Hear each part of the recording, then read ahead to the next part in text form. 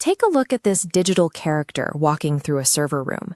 To reach this standard of animation, her gait must be fluid, her eyes need to blink at irregular intervals, and her lips have to move in precise coordination with the audio.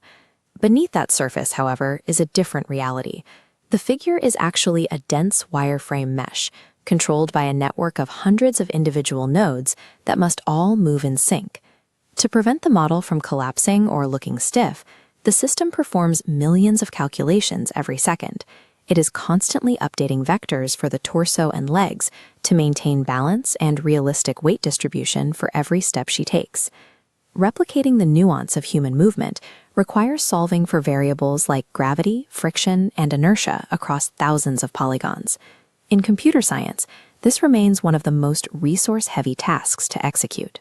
Making a 3D character appear natural is a problem of systems engineering, where the goal is to hide the mathematical complexity behind a convincing visual. The difficulty increases when we look at specific anatomical joints, like the complex interactions in the human hand and arm. Animators solve this using inverse kinematics. Instead of positioning joints manually, moving the fingertip automatically calculates the rotations for the wrist, elbow, and shoulder. This single movement triggers a cascade of trigonometric equations, ensuring realistic angles without clipping through the model's geometry. The eyes require even more precision. A high density of polygons concentrated around the eyelid simulates the stretching of soft tissue. When the eyelid closes, real-time collision physics calculates specific polygons expanding and sliding smoothly over the eyeball's curvature without intersecting.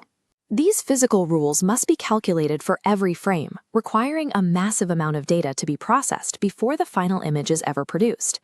Lip syncing presents a unique challenge because the human brain is specialized to detect even the smallest errors in speech patterns. If the timing is off by just a few milliseconds, the illusion of life disappears. Software automates this by breaking audio into visemes, the visual shapes of specific sounds. This waveform maps directly to a library of 3D mouth shapes. As the character speaks, the system calculates transitions between shapes, ensuring the mesh morphs fluidly instead of jerking. Traditionally, this level of detail was a major bottleneck. Producing just a few minutes of high-quality synced animation could take weeks of processing on a studio's render farm. The limit has always been the speed at which these millions of geometric and physics calculations could be performed. The context for these calculations is changing. Massive AI data centers, particularly those expanding across Asia, are being built with thousands of high-performance processors designed for high-speed data throughput.